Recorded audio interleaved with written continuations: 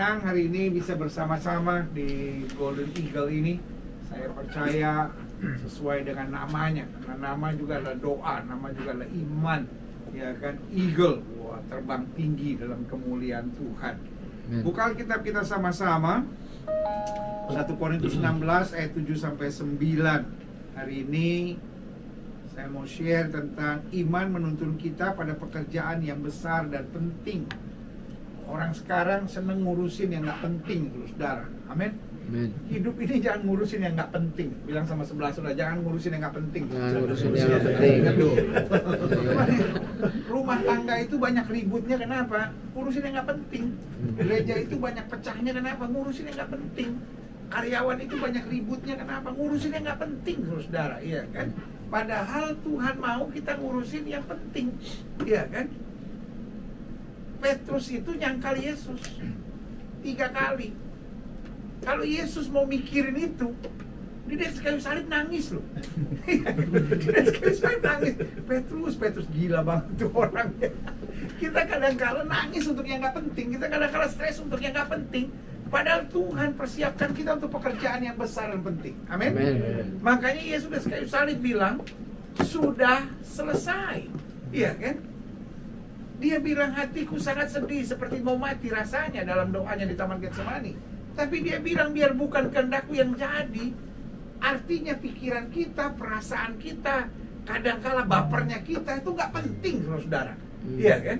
Padahal ada banyak hal yang besar yang penting yang Tuhan mau kita kerjakan. Alkitab kita dalam 1 Korintus 16 ayat 7 sampai 9 bilang begini. Sebab sekarang aku tidak mau melihat kamu hanya sepintas lalu saja. Aku harap dapat tinggal agak lama dengan kamu jika diperkenankan Tuhan. Jadi Paulus bilang aku gak mau ngerjain yang biasa-biasa gitu. Mau betul-betul yang berakar, yang bertumbuh, yang berbuah, sesuatu yang betul-betul punya impact, sesuatu yang punya dampak gitu ya kan. Ayat 8. Tapi aku akan tinggal di Efesus sampai hari raya Pentakosta.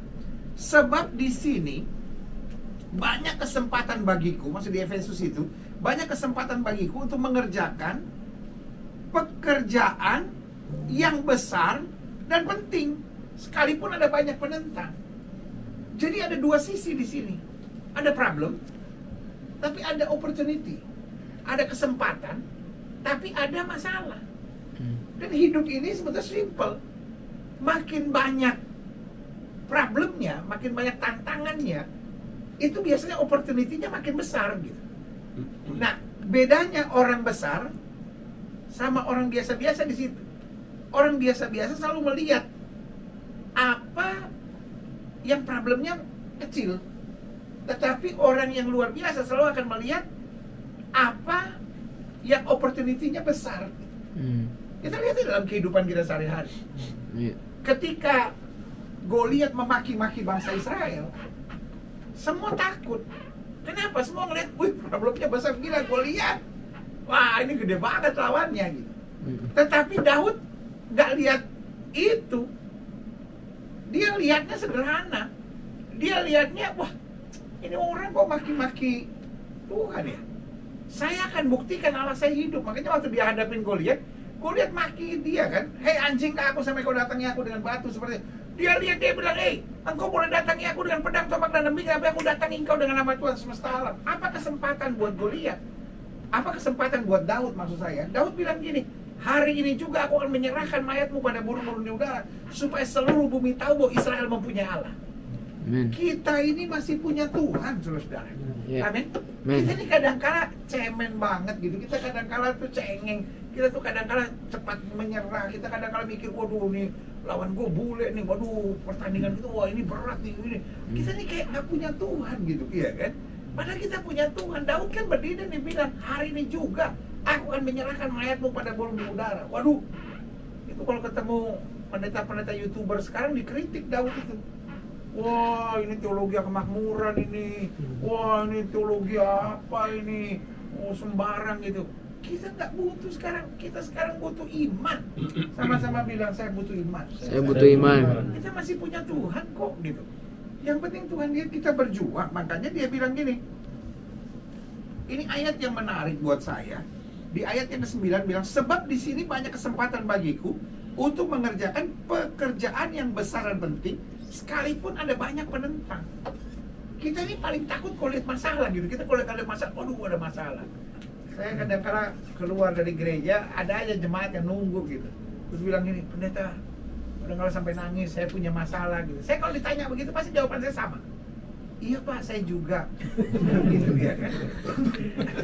Ada orang nangis-nangis doa, pendeta, tolong doa, saya ada jantung. Saya bilang, oh saya juga ada jantung. Kalau cuma jantung saya ada, justru yang harus saya doain kalau nggak ada jantung. Masa ada jantung minta doa. Terus mau minta apa supaya nggak ada jantung, saya bilang gitu. Jadi ada banyak orang tuh kayaknya kalau punya persoalan, terus kenapa? Life is full of problem gitu. Hidup tuh ada banyak masalah gitu. Persoalannya bukan bagaimana supaya nggak ada masalah, bagaimana supaya kita menang atas setiap masalah gitu. Ya kan? Nah, iman itu bukan mendoakan supaya semua masalah lalu. Kadang-kadang kita kayak udah ada orang sampai doanya teman saya lagi doa, aduh Tuhan, setan itu terus nyerang, kapan setan keluar, saya udah capek Tuhan. Lu enggak, jangan kitanya yang capek, setannya harus capek lihat kita gitu. Sampai setan bilang, ini orang diserang apapun kok semangat aja gitu. Karena salah satu titik kemenangan kita, yang pertama mulai dari semangat, yang kedua mulai dengan sukacita, yang ketiga selalu perkatakan hal-hal yang positif, dan yang keempat tidak pernah menyerah. Kita mau jatuh juga nggak apa-apa, bangun lagi kan gitu. Kenapa kalau jatuh terus mesti nangis gitu ya kan? Kan bedanya anak kecil sama orang dewasa kan di situ. Anak kecil kalau dia jatuh, nangis guling-guling, minta mamanya gendong gitu. Tapi kalau kita jatuh, apalagi kalau ada orang, sedapat mungkin kan kita belaga kayak lagi gosok apa, lagi ikat sepatu. Masa kita jatuh? Ya kan dilihatin orang kan malu kata kita ya kan. Kita justru kalau jatuh belaga nggak jatuh kan, belaga ya begayo kita lagi kongres, istilahnya kayak cuma belaga aja gitu kan. Nah, jadi di sini Paulus bilang ada pekerjaan yang besar dan penting. Apa sebetulnya pekerjaan yang besar dan penting? Yang pertama pekerjaan yang besar dan penting, memenangkan jiwa. Amin. Dimanapun kita ada, kalau kita bisa memenangkan jiwa, itu lebih penting deh. Kita mau dihina orang, kita mau tersinggung, kita mau kecewa, kita mau apa, asal lewat hidup kita orang lain dapat dimenangkan, itu udah pekerjaan yang besar dan penting. Yang kedua pekerjaan yang besar dan penting, kalau kita bisa menghancurkan pekerjaan setan. Ya kan, orang mau cerai akhirnya nggak jadi cerai gitu ya kan, orang yang tadinya udah lari dari Tuhan bisa kita selamatkan gitu. Pokoknya kita bisa menghancurkan pekerjaan setan, itu pekerjaan yang besar dan penting. Dan yang ketiga, pekerjaan yang memberkati orang lain. Apapun yang membuat orang lain yang tadinya udah putus asa jadi semangat, orang yang tadinya udah berpikir udahlah hidup saya nggak berarti, tiba-tiba mendapat kekuatan baru, itu pekerjaan yang besar dan penting. Lain-lainnya itu bonus dari Tuhan. Amin. Ketika kita bisa fokus pada tiga hal besar ini, bagaimana supaya saya memenangkan jiwa, bagaimana supaya lewat saya pekerjaan iblis dihancurkan, dan yang ketiga bagaimana lewat hidup saya orang lain tertolong, orang lain diberkati, itu adalah pekerjaan yang besar dan penting. Kita rugi nggak apa-apa, karena ruginya kita cuma sementara. Karena Alkitab bilang orang yang menaburkan air mata akan menuai dengan sorak-sorai. Jadi kalau kita punya suami kepala batu, misalnya kita punya istri yang kayaknya kok egois banget gitu ya, terus kita ngalah, kan kesannya rugi. Tapi sementara rugi kita. Kenapa? Alkitab bilang jerih payah kita dalam Tuhan tidak sia-sia. Apapun dalam hidup ini, mulainya harus berani rugi. Orang kalau nggak berani rugi awalnya, ya bagaimana kita bisa mendapat hal yang besar dan luar biasa gitu. Nah, itu yang Alkitab maksudkan. Betul di sini ada tantangan, betul di sini ada serangan, betul di sini ada kuasa kegelapan yang mau menyerang. Tapi roh di dalam kita lebih besar dari roh yang dalam dunia ini, ya kan? Sekalipun ada banyak penentang, tetapi banyak kesempatan bagiku untuk mengerjakan pekerjaan yang besar dan penting. Jangan pernah pikir, saya ini cuma orang biasa. Enggak lah. Roh di dalam kita lebih besar dari roh yang dalam dunia ini kok, gitu ya kan?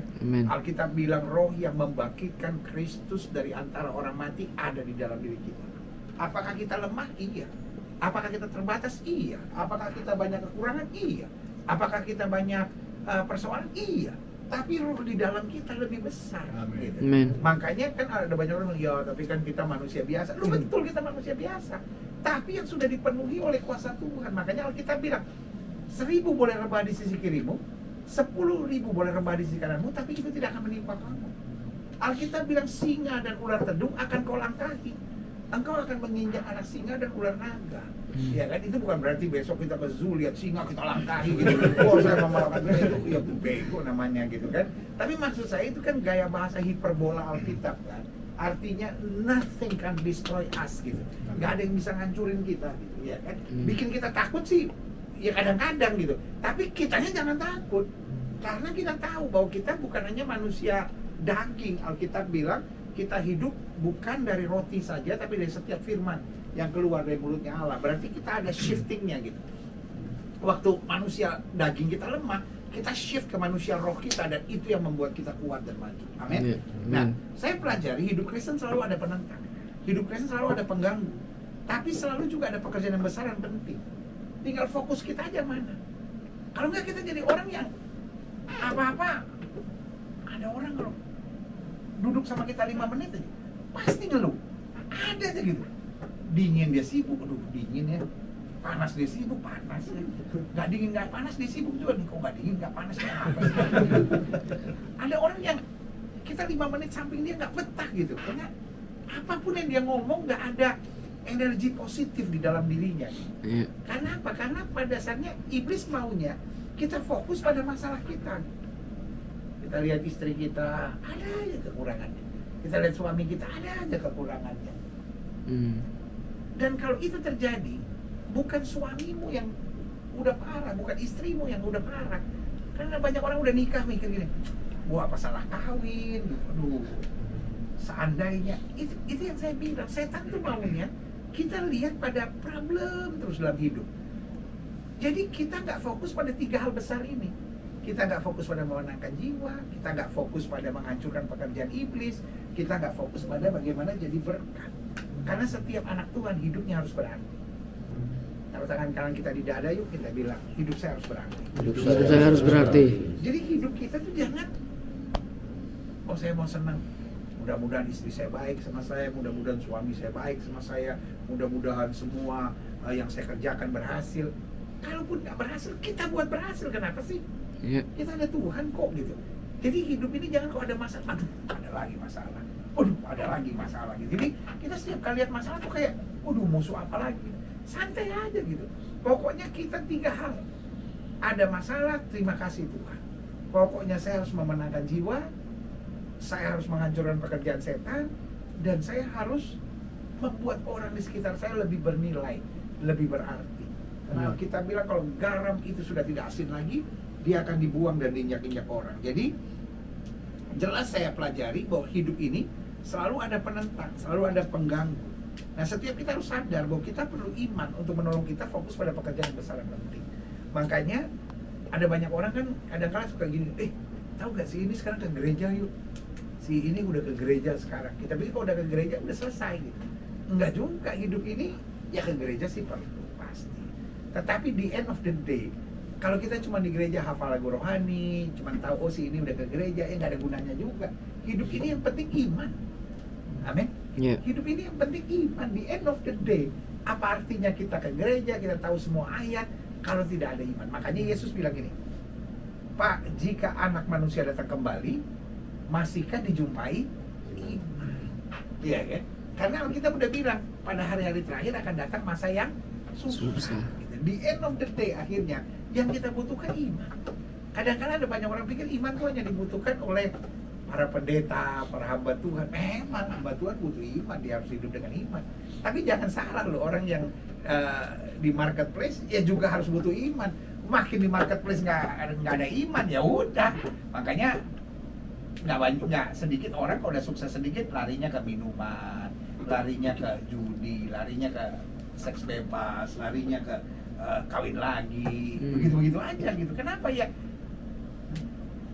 Iblis senangnya gitu, supaya orang itu sukses, lupa diri, sehingga waktu dia ada masalah, ada persoalan, ya larinya pada hal dunia. Tapi kembali kita sederhana, mari kita hidup dalam iman. Amin. Iman membuat kita tersenyum ketika kita disakiti. Iman membuat kita maju tatkala badainya besar. Dan iman membuat kita tetap jadi berkat ketika kita kehilangan segala-galanya gitu. Kenapa? Iman membuat pola pikir kita tuh berbeda gitu. Iya kan? Karena kalau pola pikir dunia tuh pikirnya gini, loh, untung saya ini apa? Saya ngalah-ngalah tuh untung saya apa?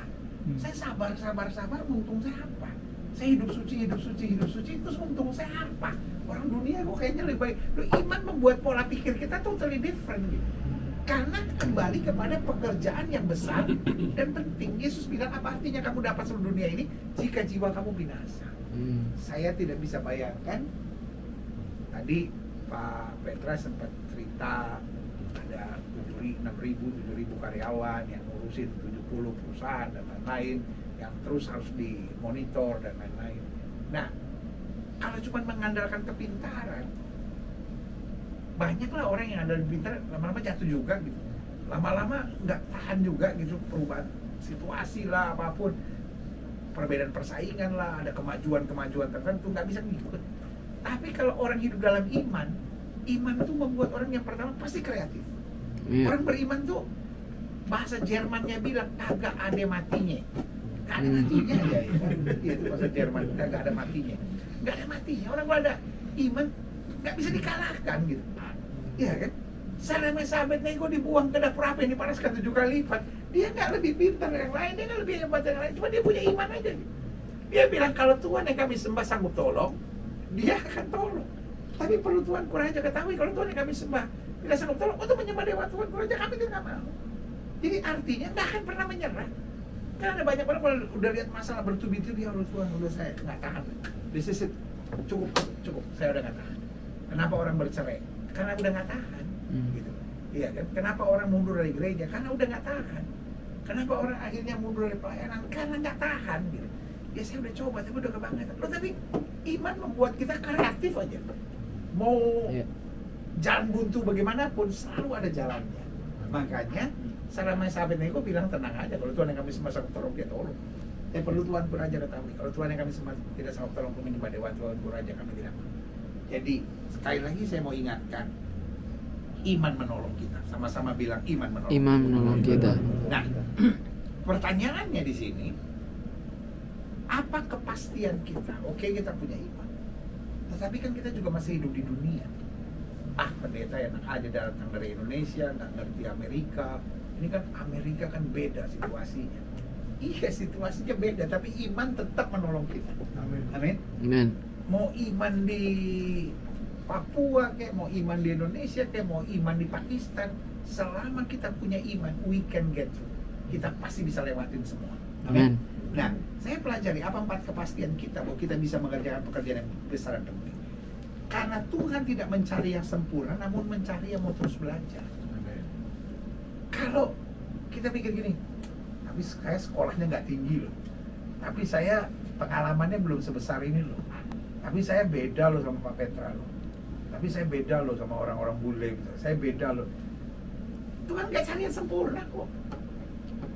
Kalau Tuhan cari yang sempurna, Saul lebih hebat daripada Daud. Saul sebahu lebih tinggi dari Daud. Saul punya baju perang kok, Saul punya senjata kok, Saul punya segala-galanya, Saul terlatih, dia raja kok. Dan jangan salah loh, dia bukan orang kafir, dia dipilih Tuhan. Yang pilih Tuhan, yang pilih Saul jadi raja ya Tuhan. Cuman beda. Waktu berhadapan dengan iman, di situ dia nggak punya. Dia waktu lihat Goliat, fokusnya hanya I can't do it. Saya nggak bisa. Tapi Daud, a simple man. Alkitab bahkan bilang gini, kan sesuatu di Amerika kan ngerti dong, kalau petinju-petinju yang udah kelas berat gitu, itu kalau hitam gitu, berminyak, mukanya, terus bibirnya ngetrail gitu, itu mantep banget gitu, kayaknya mantep gitu kan, waduh, hebat ini kan gitu kan.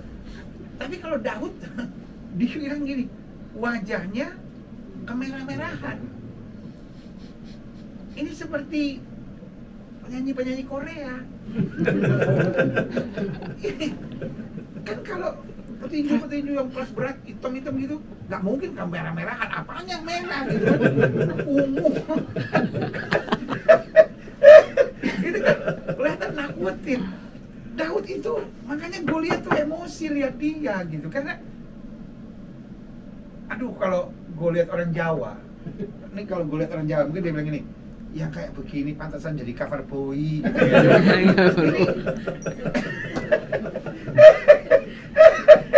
Daud tuh wajahnya kemerah-merahan. Istilahnya Goliat takut enggak, gemes gitu. Dia gitu ya. Kalau ibu-ibu lihatnya pasti gitu ya. Gemes gitu. Iya kan? Ini kayak penyanyi Korea gitu yang suka goyang-goyang gitu ya kan. Karena kemerah-merahan. Nakutin enggak, gemes gitu. Aduh, bikin apa sih kamu berantem? Mungkin ibu-ibu gitu. Aduh Daud jangan dong, jangan. Makanya waktu Daud menang, kan kita lihat kan wanita-wanita Yerusalem yang menari-nari kan, karena ya gemesnya itu sama Daud gitu. Gemesnya itu. Jadi tapi kita lihat di sini kalau Tuhan cari yang sempurna, Daud nggak masuk hitungan kan tuh. Daud nggak masuk hitungan. Tetapi itu sebabnya Tuhan tidak mencari yang sempurna. Tuhan mencari yang mau terus belajar. Iya. Life is tough. Hidup ini keras. Tantangan selalu ada. Tetapi ingat aja, setiap kali kita disakiti, setiap kali kita gagal, setiap kali kita dalam badai, setiap kali kita dalam masalah, jangan lihat itu sebagai musuh yang menakutkan. Tapi itu lesson, itu pelajaran yang menarik dalam hidup kita. Iya. Amin. Amin. Sama-sama bilang masalah adalah pelajaran. Masalah pelajaran. Jadi kalau kita disakiti, jangan balas. Kalau kita dilukai, jangan balas. Jangan mikir kurang ajar, gimana nih mau balas dia. Jangan. Bilang aja thank you God for another lesson. Orang-orang sukses adalah orang-orang yang belajar ketika dia disakiti, orang-orang yang belajar ketika dia dilukai, orang-orang yang belajar ketika dia gagal, sampai selanjutnya dia makin hari makin kuat. Amin. Amin. Daud memang pernah gagal, tapi dia nggak gagal untuk yang kedua kali. Musa memang pernah gagal, tapi dia nggak buat kesalahan yang sama untuk kedua kali. Dan hari ini kita belajar, iman itu menolong kita untuk jadi orang yang mau terus belajar. Kalau kita nggak punya iman, kita tuh kayak mobil yang nggak ada remnya gitu. Ngikutin aja naluri pribadi kita. Tapi waktu kita punya iman, kita bilang Tuhan terima kasih. Saya difitnah orang, saya disakiti orang, saya gagal. Tapi jadikan ini pelajaran. Saya dimarahin orang, saya dibully orang. Tapi terima kasih Tuhan, ini pelajaran berarti. Orang-orang yang belajar di tengah hal yang menyakitkan pasti jadi orang-orang yang luar biasa lagi kepada Tuhan. Amin. Yang kedua, apa kepastian kita? Kita boleh saja bilang, wah kita kan lemah, kita kan banyak kekurangan, kita kan banyak keterbatasannya. Tapi sekali lagi kita punya kepastian bahwa dengan iman kita bisa mengerjakan pekerjaan yang besar dan penting. Karena Tuhan tidak mencari orang yang sempurna, namun mencari orang yang mau terus belajar. Yang kedua, karena Tuhan telah memilih dan menguatkan kita. Jadi saya selalu bilang gini, saya nggak mau tahu siapa yang fitnah kita, saya nggak mau tahu siapa yang jahatin kita, saya nggak mau tahu siapa yang di depan kita, tapi yang pilih kita adalah Tuhan. Amin. Itu aja gitu, istilahnya kan gitu kan. Jadi kalau yang pilih kita udah Tuhan, terus yang mau jatuhin kita siapa? Simpel aja gitu. Saya selalu bilang gini, saya nih orang beriman tapi berotak, saudara. Jadi saya selalu bilang gini, kita nih harus punya iman, tapi iman yang pakai otak gitu. Tapi otak yang jangan meragukan Tuhan, tapi justru meyakini Tuhan gitu. Karena gini, kita pikir sederhana aja, kan yang pilih saya Tuhan. Iya. Saya nggak mau tahu siapa yang fitnah saya, siapa yang mau jahatin saya, siapa yang mau serang saya. Tapi kalau Tuhan bilang, I choose you, aku memilih engkau. Ya udah, dia kuatkan kita, dia yang bela kita, dia yang sertai kita, dan dia yang bawa kita pada kemenangan. Salah satu orang hebat yang namanya Potifar itu memasukkan Yusuf ke dalam penjara dengan tuduhan yang udah paling parah, yaitu diperkosa.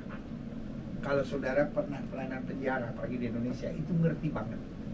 Kalau orang tuduhannya pemerkosaan masuk penjara, aduh, masih mending kalau tuduhannya tuh bunuh orang gitu, masuk penjara masih formal gitu. Tapi kalau tuduhannya pemerkosaan, seminggu aja nggak jalan, seminggu nggak jalan, masih untung kalau nggak sebulan. Kalau dia di penjara itu kalau masuknya pemerkosaan, seminggu aja nggak jalan. Pokoknya ngerayap aja, nggak bisa jalan ya dikerjain orang. Nah, Yusuf itu tuduhannya pemerkosaan. Itu udah paling jahat dari orang yang pangkatnya sangat tinggi, yaitu Potifar. Tapi yang pilih Yusuf adalah Tuhan. Dia nggak perlu bela diri, dia nggak perlu klarifikasi, dia nggak perlu apa-apa, dia nggak perlu bilang, tuh gila tuh, gua nggak ngapa-ngapain lu. Kalau terus diomongin lagi, lu nenek-nenek lu perkosa gitu ya kan. Lu bener, saya baca sejarahnya, Daud itu kan umurnya sekitar 28 tahun. Lalu istrinya Potifar kan 54 tahun. Berarti itu kan perkosa nenek itu kan tante-tante gitu kan. Iya kan? Daud kan, Yusuf kan nggak bilang, enggak betul. Lagi ngapain? Halo gitu. Enggak gitu. Dia santai aja, biarin deh orang yang mau ngomongin apa, biarin aja. Tiba-tiba, bayangin nggak? Dia dipanggil, Pharaoh want to see you.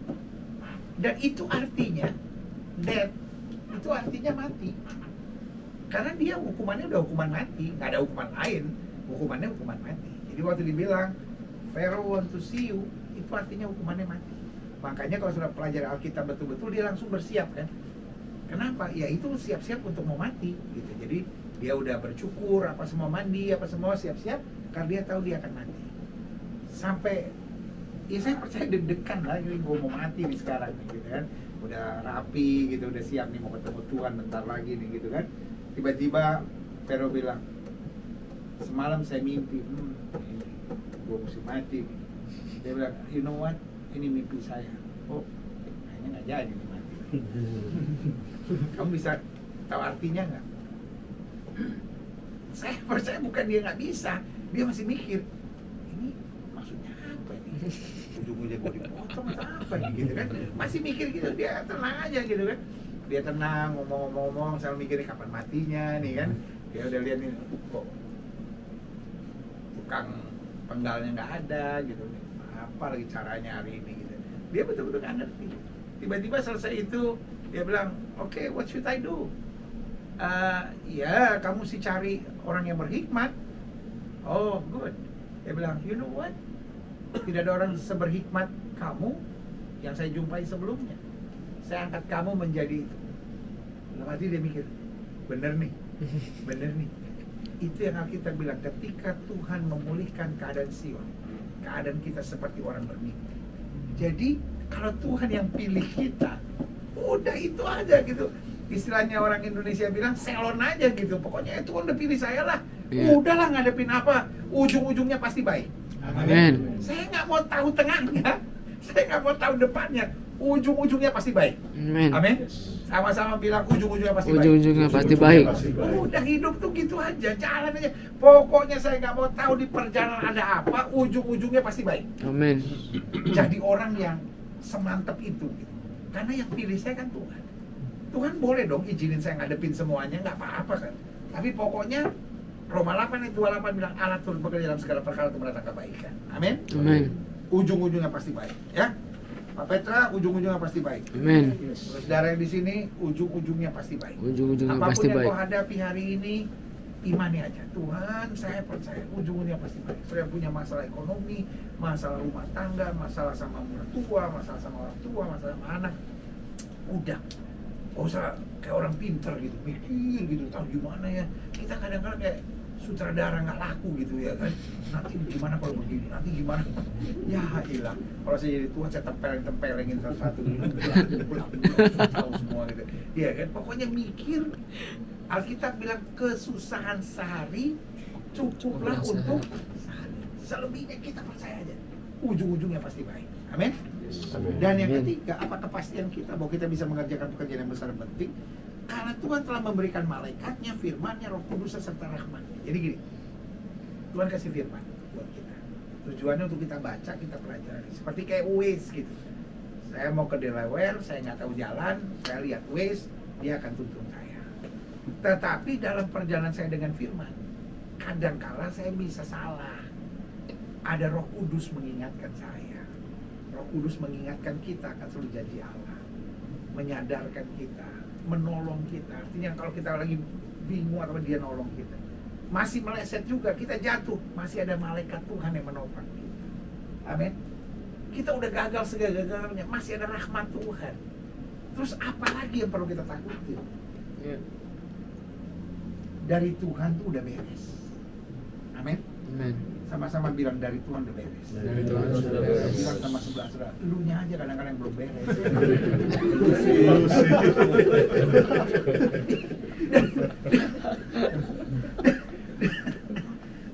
Dari Tuhan tuh udah beres. Dari Tuhannya tuh kan kita kan diajar lah, apalagi kalau udah sampai Amerika ini kan diajar. Ada plan A, ada plan B. Terakhir sehebat-hebatnya tuh plan C. Tuhan tuh plan A, plan B, plan C, plan D, plan E, plan F. Dia punya segala plannya. Sampai Alkitab bilang kalaupun kamu jatuh tidak akan tergeletak. Jadi yang Tuhan cuma cari iman. Itu aja.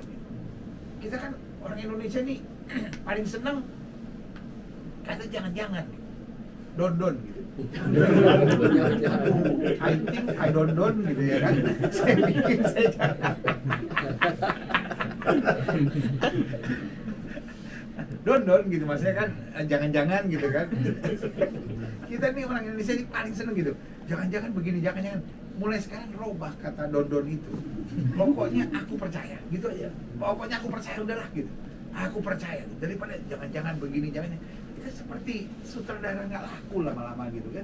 Film kita juga nggak ada, sinetron kita nggak ada. Kita sibuk aja. Jangan-jangan begini. Bagaimana kalau begini? Terus kita nggak bisa tidur.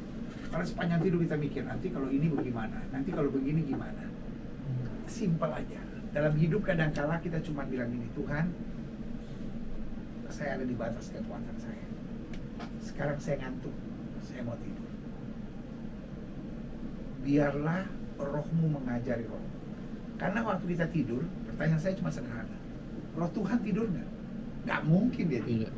Pertanyaan saya, roh kita tidur nggak? Nggak mungkin tidur. Kalau kita mikirin terus, pernah nggak saudara pikir gini? Kok gua tidur bangun terus capek? Karena sebelum tidur, saudara mikir segala macam. Jadi roh saudara itu kayak bergulat sendiri dengan masalah saudara. Bandingkan saudara sebelum tidur bilang, Tuhan saya mau tidur, saya capek, saya ngantuk. Biarlah rohmu mengajari rohmu. Daud bilang, biarlah rohmu mengarahkan aku. Tanpa saudara sadari, saudara bangun, tiba-tiba sering kali kejadian dalam hidup saya. Tiba-tiba kepikiran aja gitu, oh iya mesti diginin aja. Daripada kita sibuk dengan jangan-jangan, mendingan mulai sekarang pokoknya aku percaya. Pokoknya aku percaya. Tuhan sudah kirim firman, Tuhan sudah kirim rohnya, Tuhan sudah kirim pasukan malaikatnya, Tuhan sudah kirim rahmatnya. Artinya kalaupun sampai kita gagal, sampai kita nggak kuat, ada rahmat Tuhan. Terus apa lagi? Dari Tuhannya udah beres. Yang belum beres cuma dari kita. Kenapa kita belum beriman? Mulai sekarang pokoknya Tuhan saya percaya. Udah jadi orang Selon aja lah gitu. Biarin orang mau ngomong lu gaya Pantekosta, lu gaya apa, biarin gitu. Gak usah pakai gaya-gaya apapun. Pokoknya ini between you and your father. Iya kan? Iya. Paulus bilang ini, aku tahu pada siapa aku percaya. Yang paling kenal Bapak kita adalah kita sendiri. Dan kalau kita udah kenal Bapak kita udah nggak mau ngelawan, dan kita udah tahu Bapak gue pokoknya kalau gue datang dengan cara begini pasti diterima. Bapak gue pokoknya kalau gue caranya begini pasti nggak laku. Gue udah tahu nih Bapak gue gitu, ya kan? Bapak gue kalau ngadepin begini, apapun dia sampai tetesin darah juga dia siap, karena Bapak gue begini. Udah, kita udah kenal Bapak kita. Gitu. Nah, tinggal Bapak kita di sorga. Kita tahu dia tidak pernah mempermalukan kita, tidak pernah mengecewakan kita, tidak pernah terlambat, dan tidak pernah membiarkan kita. Amin. Dan yang terakhir, saya pelajari apa kepastian kita bahwa kita bisa mengerjakan pekerjaan yang besar. Mau kita lemah, mau kita banyak kekurangan, mau kita sedang dalam badai, satu, Tuhan tidak mencari yang sempurna, namun mencari yang mau terus belajar. Dan iman nolong kita untuk terus belajar. Yang kedua, karena Tuhan telah memilih dan menguatkan kita. Iman itu yang mengajar kita bahwa yang pilih saya adalah Tuhan, yang kuatkan saya adalah Tuhan. Yang ketiga, karena Tuhan telah memberikan firman-Nya, Roh Kudus-Nya, malaikatnya serta rahmat-Nya. Dan iman bersaksi kepada kita bahwa life is not about your strength, but life is about your faith. Hidup ini bukan soal kekuatan kamu, tapi hidup ini soal iman kamu. Amin. Dan yang terakhir, karena kita terus disempurnakan dalam iman, Tuhan memang menerima kita apa adanya, tapi Tuhan tidak membiarkan kita sebagaimana adanya kita. Amin. My God is a progressive God. Tuhan saya Tuhan yang terus mencintai kemajuan anak-anaknya. Amen. Tuhan memang menerima kita apa adanya. Mau kita seburuk apapun, kita sejelek apapun, Tuhan terima kita apa adanya. Sama seperti kita jemput anak kita ke sekolah. Kan pasti saudara pernah jemput anak ke sekolah kan? Siapa yang saudara jemput? Anak sendiri. Mungkin anak kita nggak yang paling ganteng. Mungkin anak kita nggak yang paling cantik. Mungkin anak kita nggak yang paling pintar. Tapi yang kita jemput anak kita. Betul nggak? Iya. Kan nggak mungkin kita ke sekolah, itu yang lebih ganteng, kita ambil itu. Wih, lu dapat tangkap polisi lu. Iya kan? Kita lihat anak kita, kok dia di kelas, dia lebih pintar. Ini aja ngomong. Tuhan tuh nggak cari yang lebih pintar loh. Tuhan cari kita. Amin. Tetapi kita yang kadang-kala belagu, kita yang kadang-kala bikin nyebelin ini gitu. Tapi Tuhan tuh sabar banget gitu. Makanya dia izinkan kita melewati semuanya, tujuannya sederhana. He has his own agenda. Dia tuh punya agenda gitu. Tapi persoalannya kadang-kala we have our own agenda. Ini yang jadi persoalan. Mulai hari ini we stop for our own agenda. Tapi kita mulai lihat Tuhan ini punya agenda. Dan agendanya supaya kita lebih dewasa, supaya kita lebih kuat, supaya kita lebih jadi berkat, supaya kita lebih menyatakan kemuliaan Tuhan, supaya kita lebih berkenan kepada Tuhan. Makanya Paulus bilang, ketika aku kanak-kanak, aku berpikir seperti kanak-kanak, aku merasa seperti kanak-kanak, aku berkata-kata seperti kanak-kanak. Tapi setelah aku dewasa, artinya apa? Setelah aku melewati berbagai badai, pergumulan, masalah, aku meninggalkan sifat kanak-kanakan. Kadang-kala persoalan kita hanya terlalu childish. Apa-apa ngambek, apa-apa kecewa, apa-apa kayak emosi, apa-apa nggak bisa terima. Mari kita mulai semakin dewasa. God is a serious God. Tuhan itu Tuhan yang serius banget. Di tangannya dia mau jadikan kita berarti. Dia nggak mau tahu Yusuf itu budak, tapi dia punya mimpi buat Yusuf. Dan akhirnya Yusuf jadi raja.